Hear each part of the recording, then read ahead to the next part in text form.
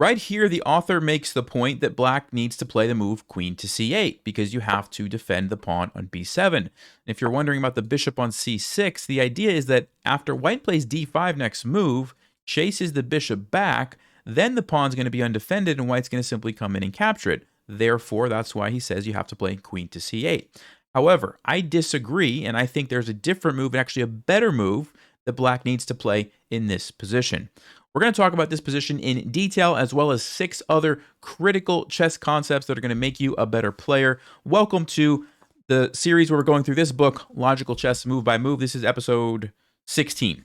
And this is a special episode because 16 is the last episode in the first section of this book. Okay, so if you remember back from episode 1, I mentioned there's 3 sections to this book. The first section, these first 16 games, talk about kingside attacks. So all the games that we've seen have featured some sort of kingside attack.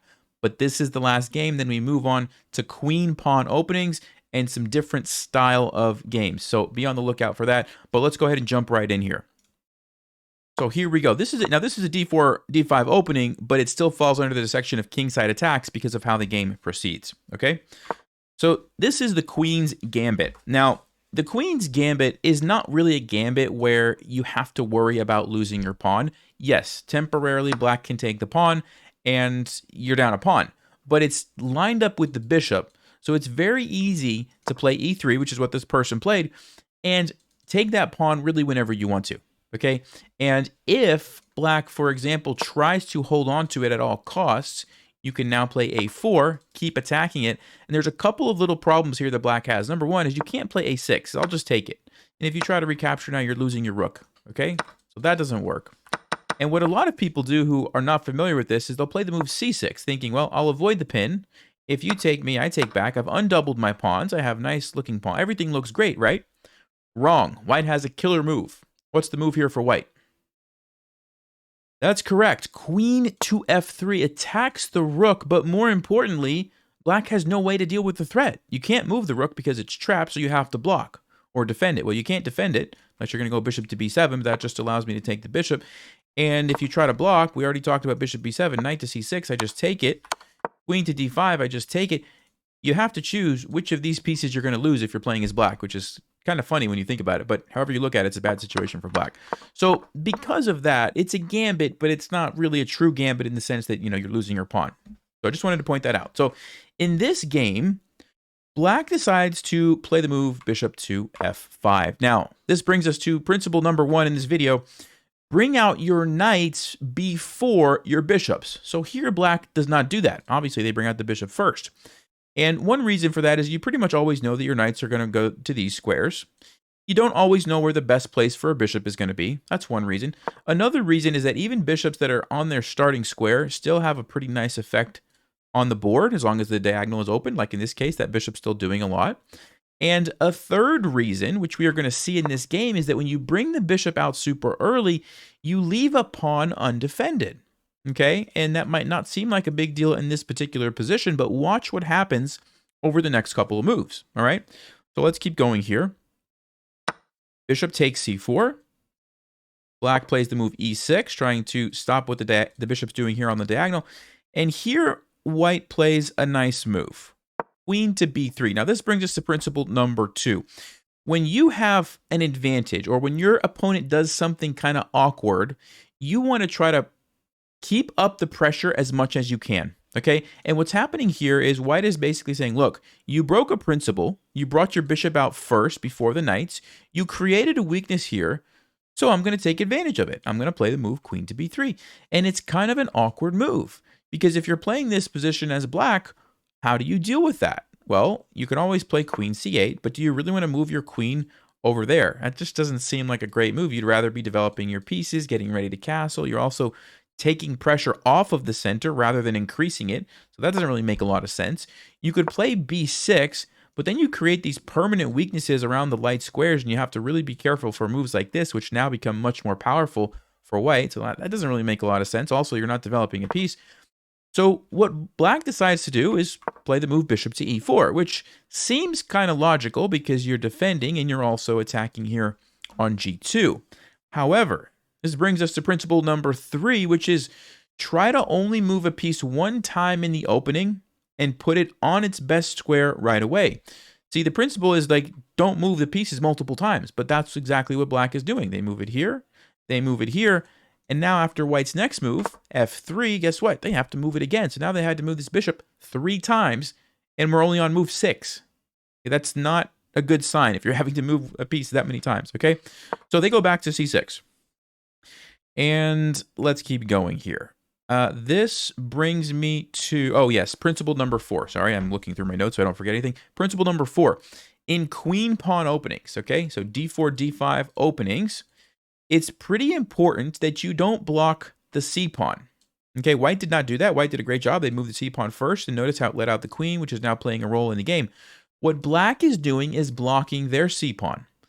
See, the reason you don't want to do this is twofold. Number one, it's nice to have your queen be able to come out. Notice black's queen is kind of stuck. Okay, that's the first and really critical part. But also, it's really nice to have that pawn be able to attack and put pressure on the center. Black's not going to be able to do that anymore because the bishop's on c6. So many things have gone wrong for them already in this game, right? There's lots of these little principles that they're kind of breaking and not following. And it might not seem like much, but you're going to see over the next couple moves, it's a big deal. Okay, let's keep going. Knight to e2. Now, of course, these are the best squares for the knight, but if you can't put it there, it's better to at least develop it somewhere else, and so that's what white does. Knight to f6, black develops, and white plays e4. So another benefit of that move f3, not only did it chase away the bishop, but it also supports e4. Now, white has this very nice looking center, and black has to be really careful already. Okay, bishop to e7. Knight comes out, and right here is kind of the critical position that I mentioned at the start of the video. This is where the author says basically black is forced to play queen c8. Okay, I talked about it earlier, right? The queen is being attacked. You're threatening to push the pawn, and once the bishop moves, you're going to lose your pawn. That's why you have to play queen to c8. And that's what black played in the game. However, principle number 5 is this.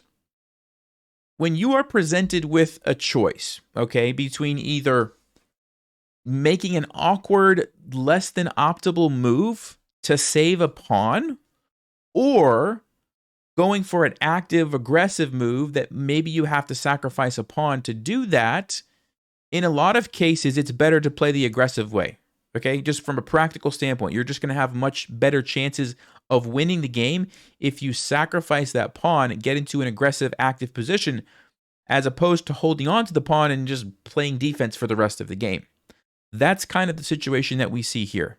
Okay, so instead of playing queen c8, getting into all kinds of trouble, which we're going to see as we go through the rest of the game, I think a better move, and Stockfish agrees with me, is to just simply castle. Just castle. And let white do what they're going to do. They're going to push the pawn.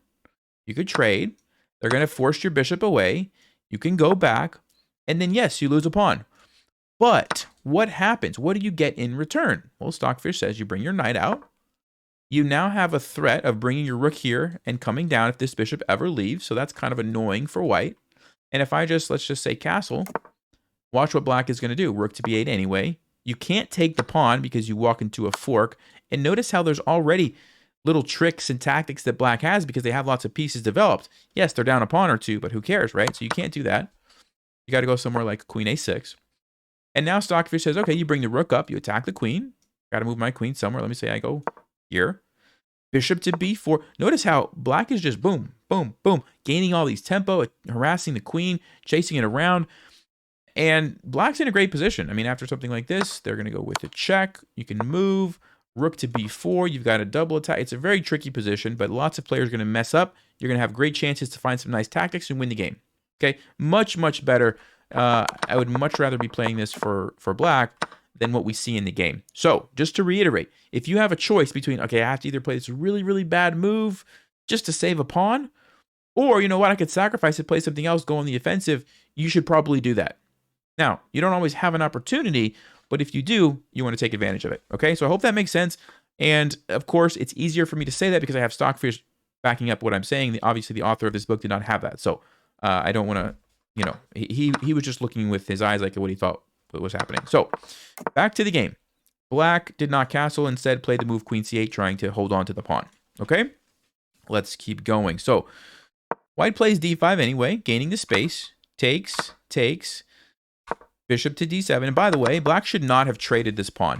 The general rule is don't trade if your king is still in the center. You don't want to open up the center if your king is there. So they really didn't need to do that, but they decided to. Bishop back to d7. And this is a good moment for you guys to pause the video and think carefully. Okay, think carefully. If you were playing this position, what would you do? And he mentions in the book something that I want to read to you guys. So he says, before making his next move, white must decide whether to continue bringing pieces into play or to try exploiting his present lead in development. So if you look at the position carefully, there's 3 pieces here, there's 3 pieces here, and then white has the queen and this annoying pawn in the center. So there's kind of more pieces, and whites are also better placed, especially the queen, and blacks are very passive. So there's a little bit of an advantage there. So the question is it enough for you to try to do something, or do you just keep developing? That's kind of what you need to decide. Okay, what do you guys think? All right, so he explains the situation, and he points out that there's a lot of interesting things related to the pawn on d5 here. Now, in one hand, it's very good because look at this. It's stopping these squares. You can't develop your knight. You can't move this bishop here. That's awesome. On the other hand, though, it's blocking these pieces. Okay, sometimes you also might want to bring your knight forward to attack. You can't because the pawn is there. And so the best move in the position is actually to sacrifice the pawn to attack. Okay, and the reason this is so good is because the battery is ready to go.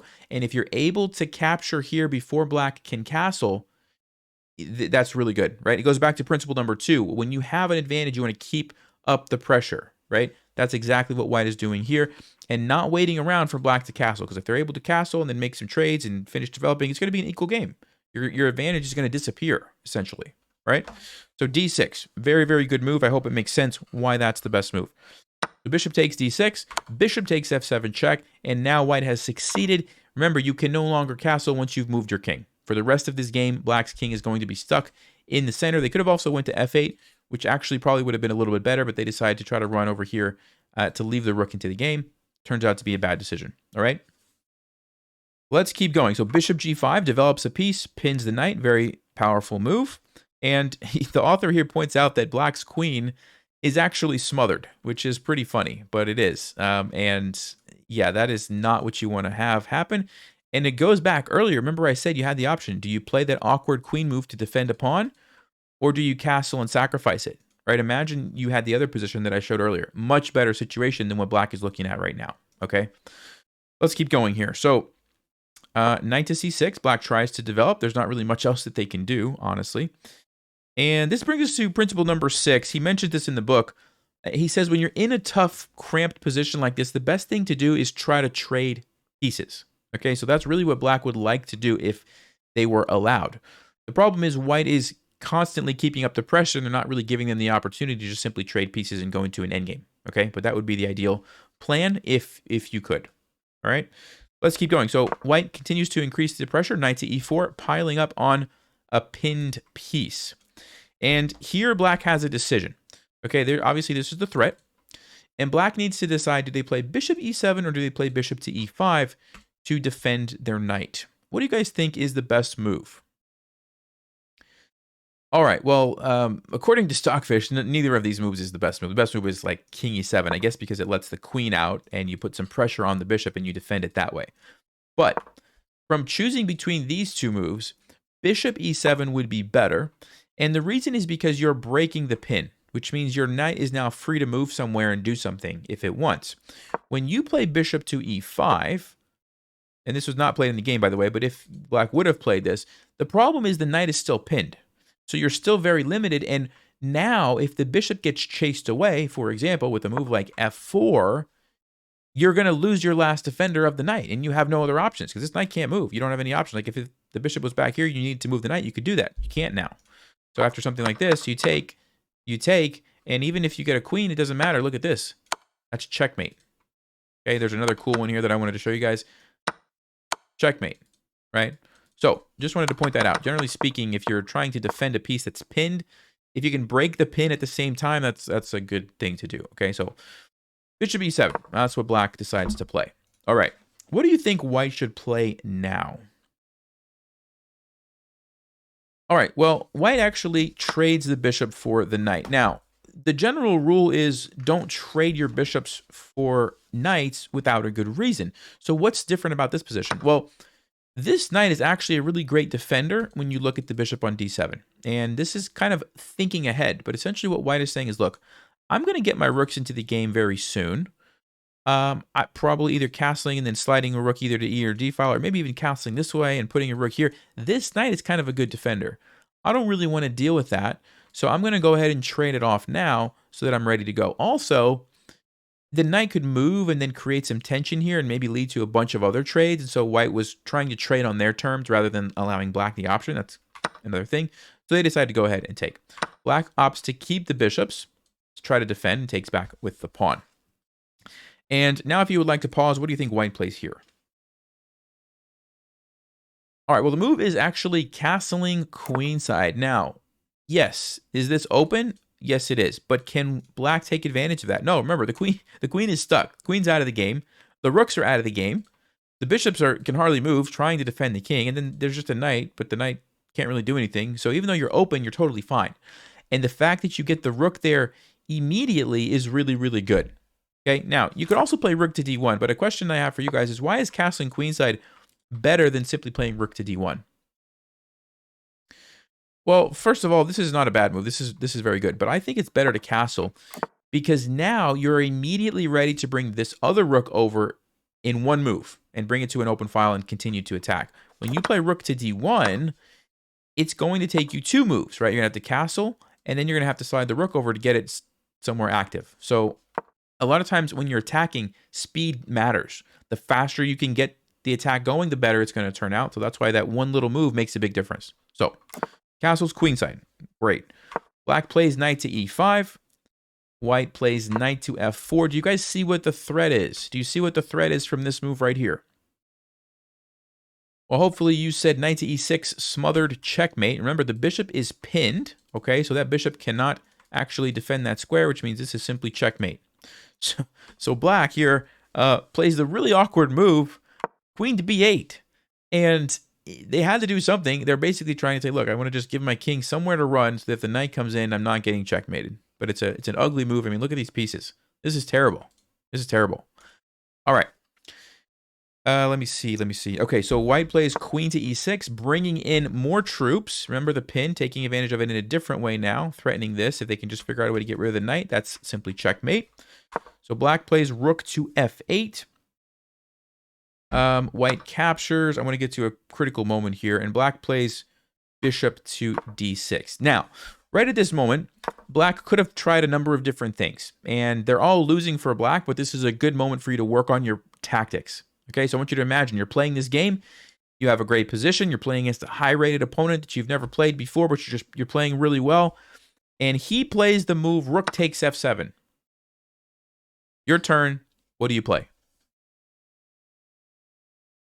All right, if you had a chance to look at that, there's too many attackers, not enough defenders on this square, and so you can simply take here, which is going to lead to either a checkmate like this, or if king tries to move, it'll lead to a checkmate. You can just bring the rook anywhere and then checkmate like this. Okay, so it was a mate in 3. Not super difficult, but it's good to make sure that you notice that. Okay, let's try it again. Let's say again, you're playing this game. Your opponent is a stronger player than you've ever beaten before. They take your knight. What do you play? You get a chance to look at that. Again, rook takes d7 check is the best move, busting open the king. And even though the knight can take you, you have a really nice follow-up, rook to d1. Now, this one was hard to see. And the reason it's hard to see is because it's not a check. It's not a capture.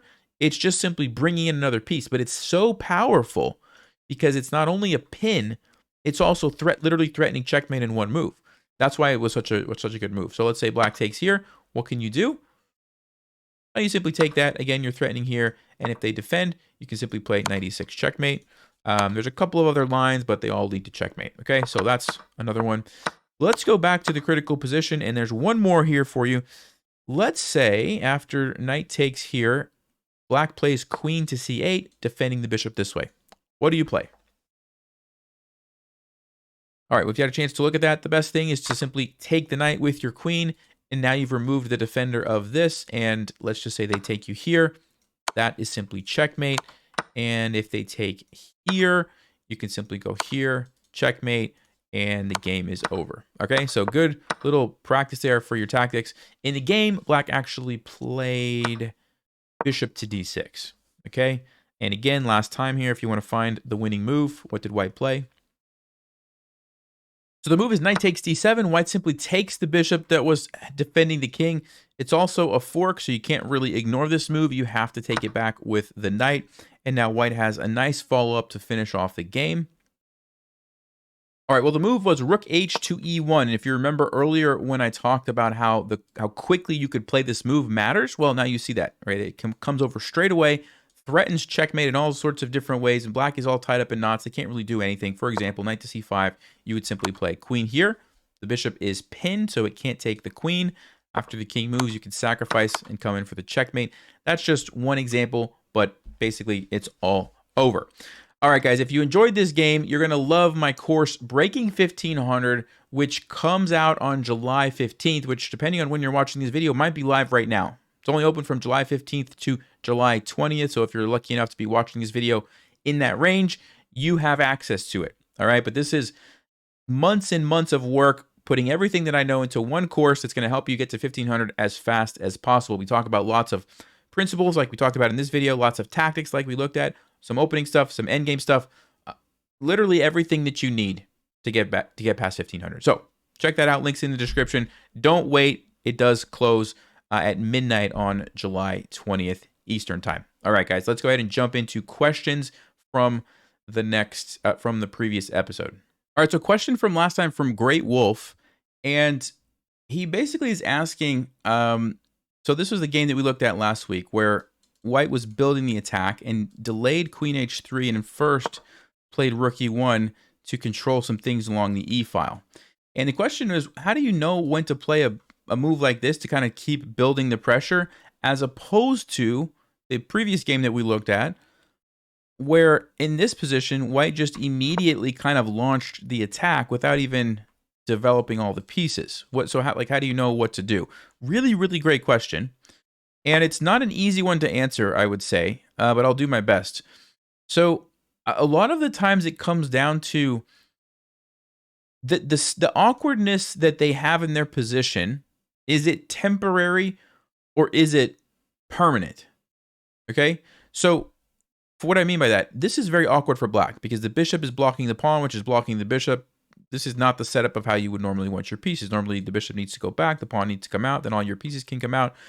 So if black has time to fix that, they're going to be fine. That means it's a temporary awkward disadvantage, a temporary weakness, let's say, right? If you give them a couple moves, they'll fix it. They won't have a weakness anymore, and they'll just be up a pawn. Okay?